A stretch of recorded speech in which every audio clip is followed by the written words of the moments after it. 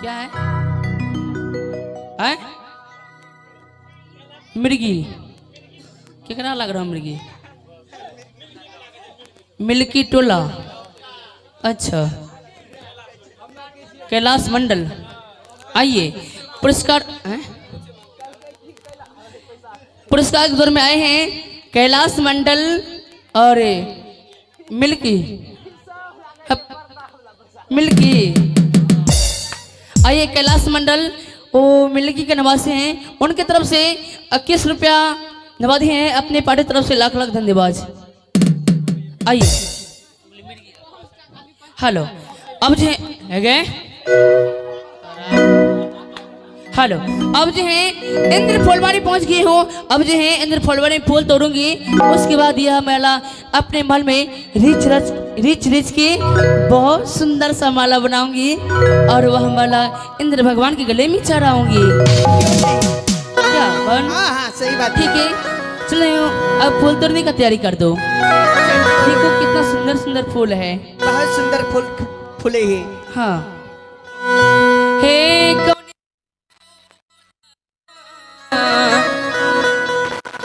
तोरवा है साथी इंद्र फूला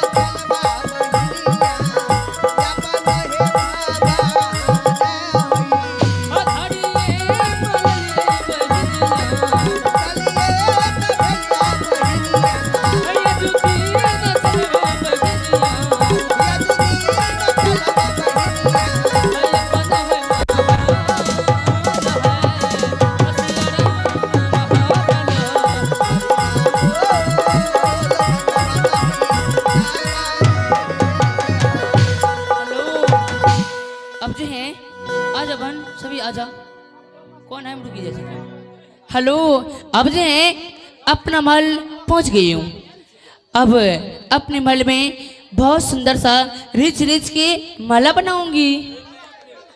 हाँ बैठ के बनाऊंगी और माला बनाकर वह माला इंद्र भगवान के गले में चढ़ाऊंगी और उसके बाद हम सब अंचल ग्रहण करेंगे। क्यों नहीं, चलो अब यहाँ से चलते हैं। ये माला सब बनाने काम के लिए। काज तो हमें सभी का नित्य प्रतिदिन का काम है ना? हाँ। चल चलते हैं।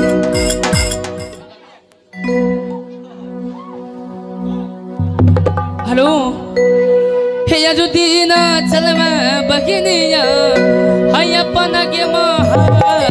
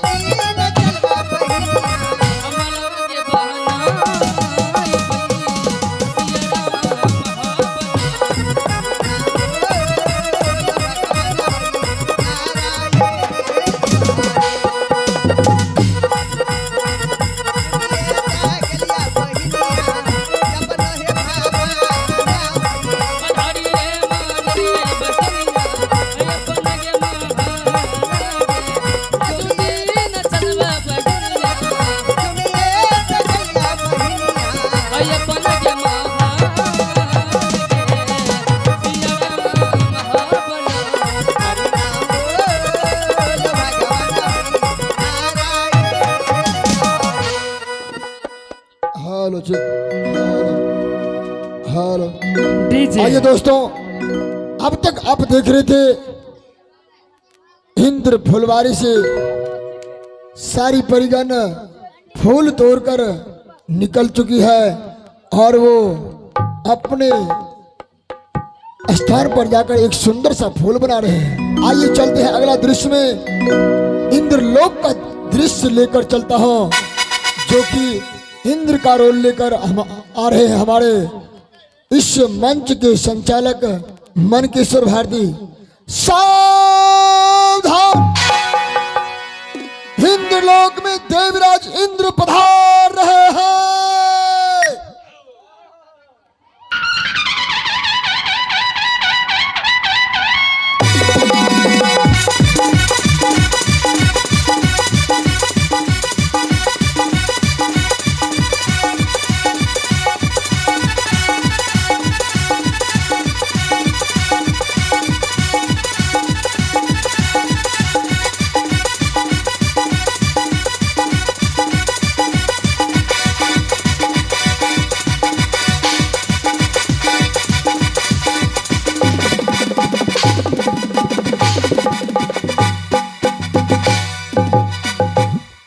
हेलो, आइए आप लोगों की सेवा में आज का ड्रामा सत्यवादी राजा हरिश्चंद्र रखा गया है, जिसमें मैं एक पात्र बनकर के देवराज इंद्र का रोल अदा करने के लिए आया हूं।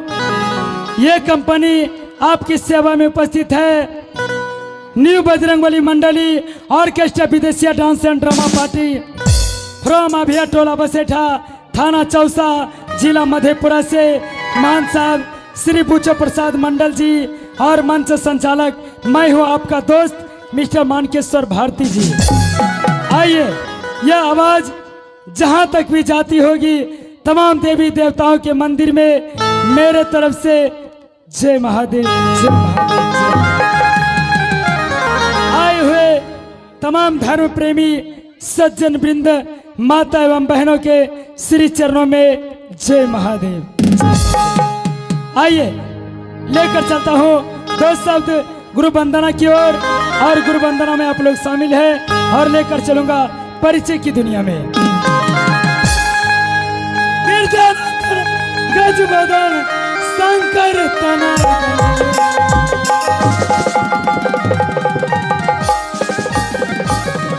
गिरजानंदन गजबदन शंकर तनय गणेश।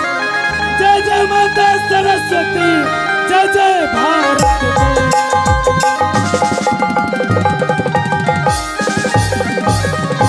नमो नमः श्री जानकी, नमो नमो रघुवीर।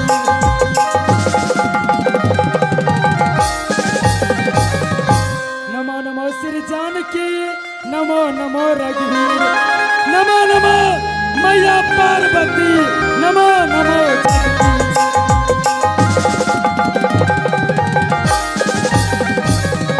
कौन कहता है नाच बुरा है, नाचे सारी दुनिया।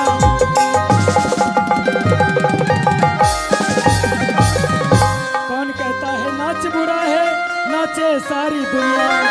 कैलाश पर्वत पर शिव शंकर नाचे, अब वृंदावन में कन्हैया।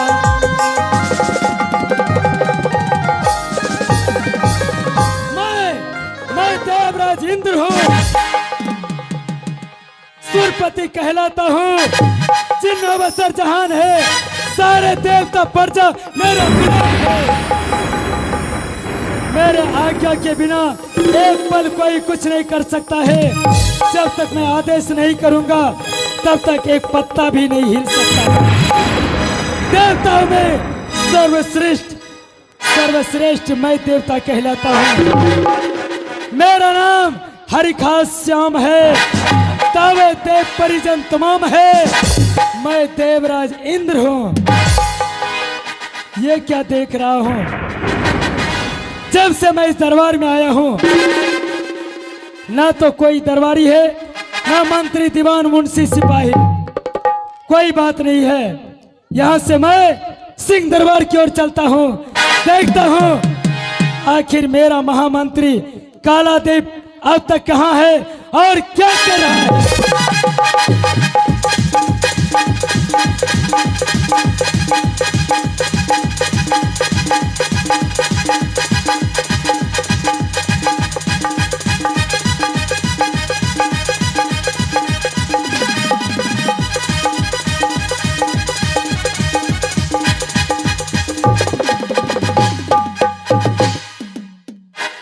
अब तक भी मेरा कालादीप यहाँ भी उपस्थित नहीं है, लेकिन कहाँ रहता है, क्या करता है, मुझे कुछ मालूम नहीं चलने देता है।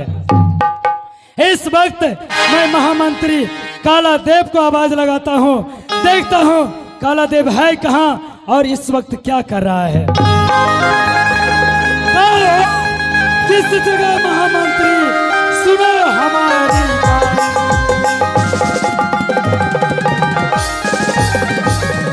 कहाँ हो किस जगह मंत्री, सुनो हमारी बात। अब तक मैं तुम्हें बुला रहा हूँ, आओ हमारे पास।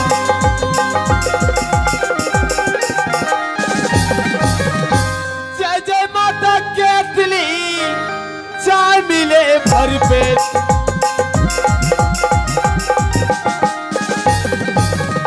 जय जय माता केतली, चाय मिले भर पेट।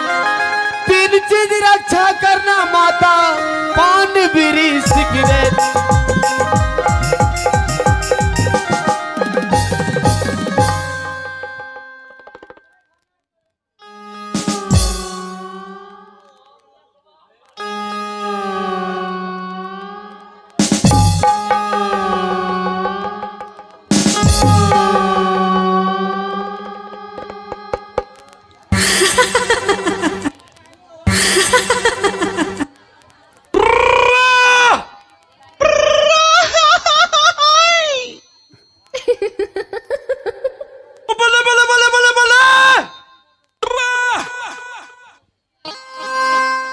हाले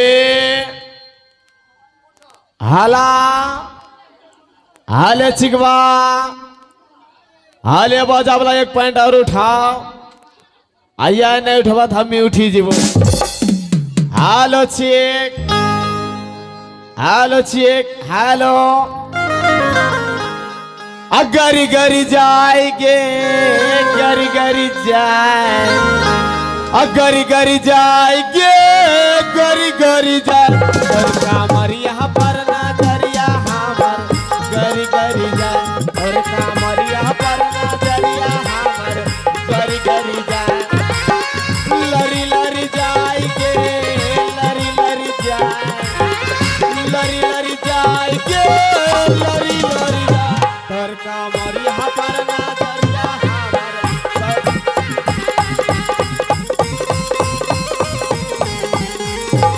अरे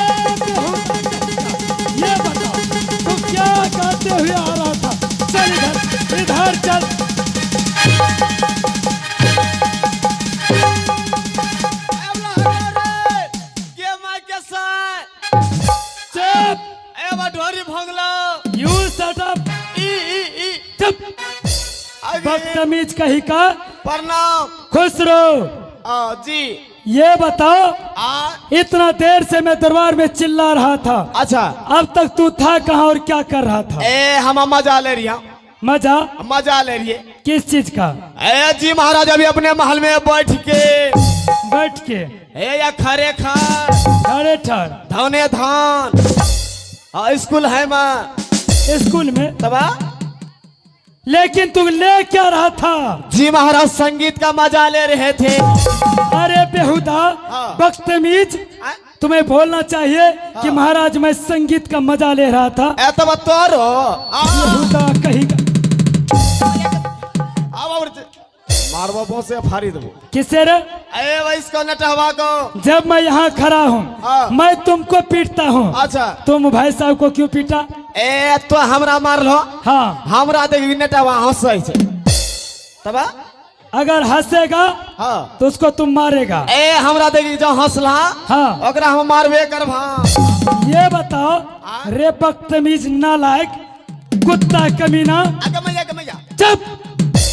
ये बताओ यहाँ तू हंसाने के लिए आया है या रुलाने के लिए?